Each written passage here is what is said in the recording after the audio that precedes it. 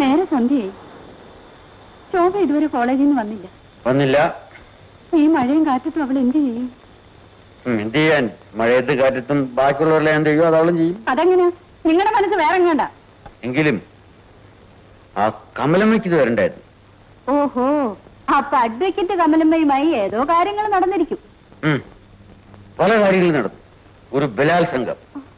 നിങ്ങളോ? കമലമ്മ ബലാത്സംഗം ചെയ്തോ? ഓ എടി ഭാര്യയെ, ഒരു ബലാത്സംഗ കേസ്. ഞാൻ പ്രതിഭാഗം, കമലമ്മ വാദിഭാഗം. എന്നിട്ട് കമലമ്മ തോറ്റു.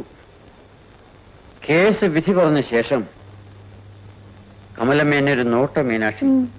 പ്രേമാഭിഷേക സിനിമയിലെ ശ്രീദേവി കമൽഹാസനെ നോക്കുന്നു. എന്റെ സപ്തനാടികളും തളർന്നു. അയ്യോ, ഇടിയും മഴ. ശോഭ ഇതുവരെ എത്തിയില്ലല്ലോ. നീ പേടിക്കാതെ, രഘു കൂടെയില്ലേ? അവൻ ഒറ്റയ്ക്ക് വിട്ടിട്ട് വരുമോ? പിന്നെ വിവാഹപ്രായമായ പെണ്ണ, അവനെ നിർത്തേണ്ട നിലയ്ക്ക് നിർത്തണം. മീനാക്ഷി, അവർ കുഞ്ഞുനാളിലെ ഒരുമിച്ച് കളിച്ചു വളർന്നവരല്ലേ? ആ സ്നേഹം മറക്കാനൊക്കോ? കൊള്ളാം. തന്തയും തള്ളയില്ലാത്ത ഒരു അനാഥ ചെറുക്കൻ എന്റെ മകളെ സ്നേഹിക്കൂ? ഞാനാണ് അവന്റെ തന്തയും തള്ളയും. ഞാനാ ശോഭയുടെ തള്ള. എന്റെ മോളെ അന്തസ്സുള്ള ഒരു പണക്കാരന് മാത്രമേ ഞാൻ കല്യാണം കഴിച്ചു കൊടുക്കൂ. മനുഷ്യ, നീ എത്ര ജന്മങ്ങൾ കഴിഞ്ഞാൽ പട്ടിയുടെ നിലവാരത്തിലേക്കെങ്കിലും ഉയരും. ആരാ പട്ടി? ഒന്നുമില്ല, ഒരു മഹാൻ മനുഷ്യരെ പറ്റി പറഞ്ഞ ആപ്തവാക്യം ഓർത്തുപോയി, അത്രയേ ഉള്ളൂ.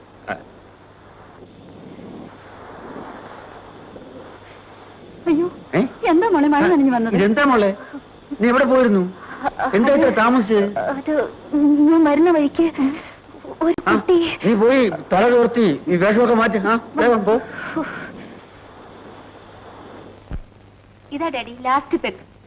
നീ ലാസ്റ്റ് പെഗ് എന്ന് പറയുമ്പോ കുടിച്ചതിന്റെ സുഖം കൂടി അങ്ങ് പോകുന്നു. പിന്നെ ഇതങ്ങ് നിർത്തിയേക്കണം. മനുഷ്യനായാലും എന്തെങ്കിലും ഒരു ചീത്ത സ്വഭാവം വേണ്ടേ?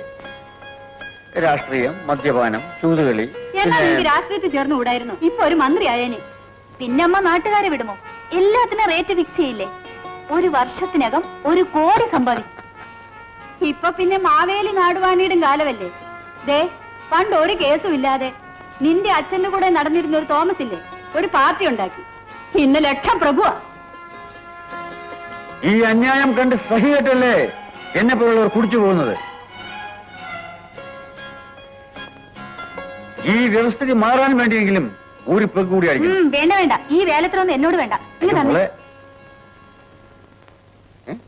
കൈ നല്ല ചൂടായിരിക്കുന്നല്ലോ. അത് നല്ല തീ പോലെ കൊള്ളുന്നു. ഡോക്ടറെ കാണിക്കാം. സാരമില്ലമ്മേ, മഴ നനഞ്ഞതുകൊണ്ടാകും. ഉറങ്ങി എഴുന്നേൽക്കുമ്പോ എല്ലാം ശരിയാകും.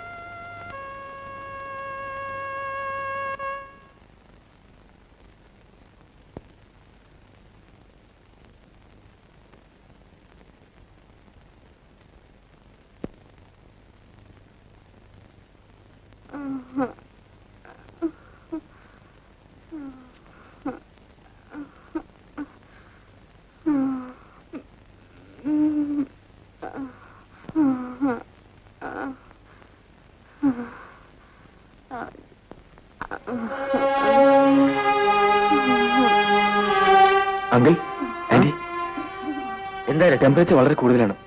ഞാൻ പോയി ഡോക്ടറെ വിളിച്ചോണ്ടിരാം. ഈ അർദ്ധരാത്രി ഏത് ഡോക്ടർ വരാൻ? ഇല്ല അങ്കിൾ, ടെമ്പറേച്ചർ കൂടിയാൽ ആപത്താണ്. ഞാൻ ഇപ്പൊ ഡോക്ടറെ വിളിച്ചോണ്ടിരാം.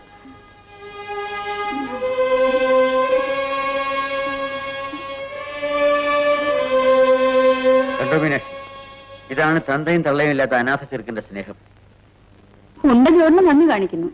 നമ്മൾ അച്ഛനും അമ്മയിരുന്ന് കൂർക്കം വിളിച്ചുറങ്ങിയപ്പോ അവൻ ഉണർന്നിരുന്ന് മോളെ നോക്കുകയായിരുന്നു.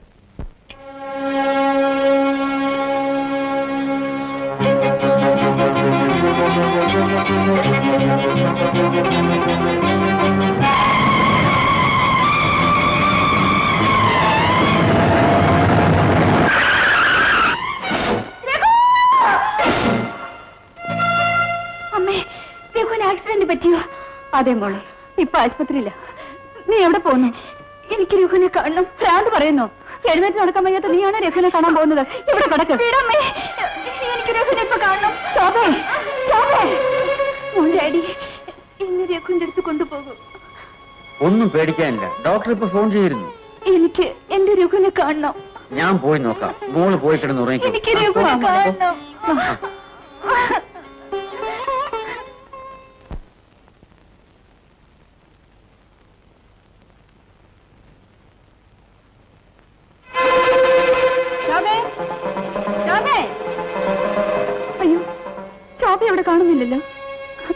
രഘു,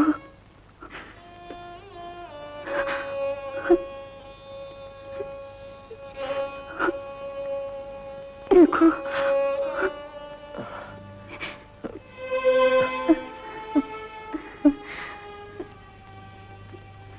ശോഭയ്ക്ക് സുഖമായോ?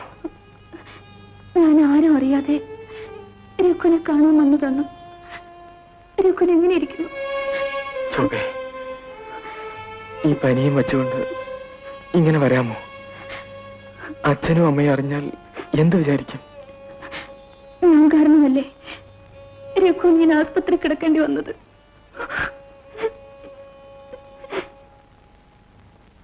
ശോഭേ, സുഖമില്ലാതിരുന്ന നീ ഇങ്ങനെ ഓടി വരേണ്ട വല്ല കാര്യമുണ്ടോ? നിനക്ക് എന്തെങ്കിലും സംഭവിച്ചോ? നിന്റെ അച്ഛനും അമ്മയ്ക്കോ നഷ്ടം? സാരമില്ല മീനാക്ഷി, നമ്മുടെ കുട്ടികളല്ലേ. മോളെ, രഘുവിന് വേഗം ഭേദമാകും. വാ, വീട്ടിലേക്ക് പോ. എണീക്ക്. രഘു, ഞാൻ പോയിട്ട് വൈകുന്നേരം വരാം.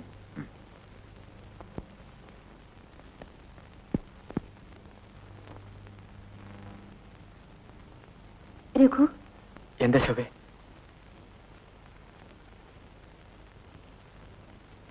മുറിവ് കരിഞ്ഞോ?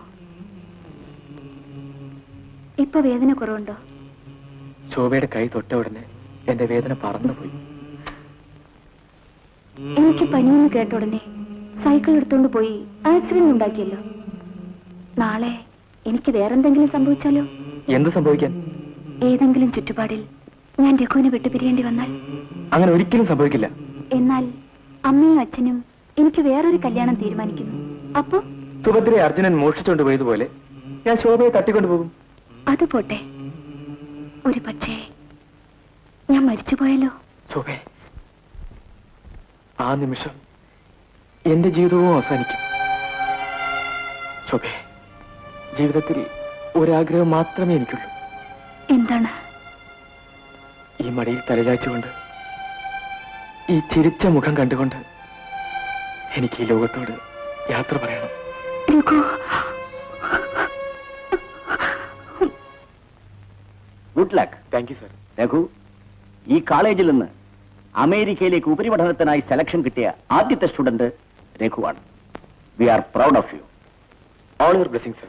എന്തുകൊണ്ട് പോകുന്നില്ല? ഇങ്ങനൊരു ചാൻസ് വേറെ ആർക്കെങ്കിലും കിട്ടുമോ? സ്കോളർഷിപ്പ് ഉണ്ടെങ്കിലും അമേരിക്കയിൽ 3 വർഷം പഠിക്കാൻ വേറെയും ചിലവ് വരില്ലേ ശോഭേ? ഞാൻ അച്ഛനോട് പറയാം. വേണ്ട ശോഭേ. അപ്പോഴതല്ല സത്യം. 2-3 വർഷം എന്നെ കാണാതിരിക്കുന്ന വിഷമമാണ് അല്ലേ? എന്തുമാകട്ടെ, മനസ്സിന് ഇഷ്ടമല്ലാതെ എന്തിനു പോണം? പോകുന്നോ ഇല്ലയോ എന്നറിഞ്ഞാ മതി. ഈ സാഹചര്യത്തിൽ ഞാൻ പോകുന്നില്ല. പോകുന്നില്ലല്ലോ? ഇല്ല.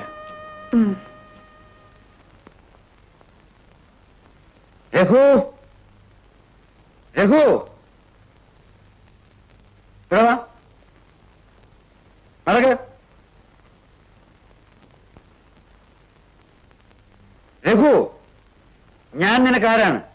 എന്റെ എല്ലാം, എന്റെ കാണപ്പെട്ട ദൈവം. എന്നോട് ചോദിക്കാതെ അമേരിക്കയിൽ പോകുന്നില്ല എന്ന് തീരുമാനിക്കാൻ നീ ആര്? നിവൃത്തിയില്ലാത്തവൻ അതൊക്കെ ആശിക്കാമെങ്കിൽ. Daddy, it's a great insult to us. Who is നിവൃത്തിയില്ലാത്തവൻ?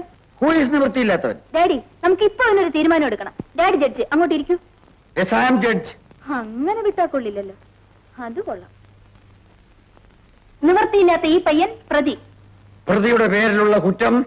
ഒരു മഹാഭാഗ്യം വന്നിട്ടും പ്രതി അത് വലിച്ചെറിഞ്ഞ് തന്നെയും സ്നേഹിക്കുന്നവരെയും സമൂഹത്തെയും വഞ്ചിക്കുന്നു. Mister Raghunath, this is an unpardonable crime. ഈ കുറ്റം നിങ്ങൾ ചെയ്തിട്ടുണ്ടോ? അങ്കിൾ, പിന്നെ I object your honour. No uncle business here. Honourable court. Objection sustained. No bloody uncle business here. I am the judge. Proceed. Mister Raghu, നിങ്ങളെ ജീവന തുല്യം സ്നേഹിക്കുന്നവരല്ലേ മിസ്റ്റർ വിശ്വനാഥ മേനോനും അദ്ദേഹത്തിന്റെ മകൾ ശോഭയും? അതെ. നിങ്ങൾക്കൊരാവശ്യം വന്നാൽ സഹായിക്കാൻ കടപ്പെട്ടവരല്ലേ അവർ? അതെ. അവർക്ക് ഇഷ്ടമില്ലാത്ത പ്രവൃത്തി ചെയ്യുന്നത് നന്ദികേടല്ലേ? അതെ. Your honour, please note this point. ചില നിസ്സാര കാരണങ്ങൾ കാണിച്ച് തന്നെ ജീവന തുല്യം സ്നേഹിക്കുന്നവർക്ക് അഭിമാനവും ആനന്ദവും ഉണ്ടാക്കുന്ന ഒരു ഉയർന്ന വിദ്യാഭ്യാസം നിരസിക്കുന്നത് അന്യായമാണ്, അക്രമമാണ്, അനീതിയാണ്. That's all your honour. രണ്ടു കൂട്ടരുടെയും വാദം കേട്ട ശേഷം പ്രതി മനഃപൂർവ്വം കുറ്റം ചെയ്തതാണെന്ന് തെളിഞ്ഞിരിക്കുന്നു. അതിനാൽ പ്രതിയെ അമേരിക്കയിലേക്ക് ശിക്ഷയായി 3 വർഷത്തേക്ക് നാട് കടത്തിയിരിക്കുന്നു. Thank you honour. The court adjourned. Raghu, എന്ത് ത്യാഗം സഹിച്ചാലും നീ പഠിച്ചു മിടുക്കനാണെന്നുള്ളത് എന്റെയും എന്റെ മകളുടെയും ആഗ്രഹമാണ്. അങ്കിൾ, ആ ഇപ്പോഴും കാക്കയൊന്നും പിടിക്കണ്ട. മരുമകനായി പെർമിറ്റ് കിട്ടിയതിന് ശേഷം മതി. Am I correct daddy? You are correct, my baby.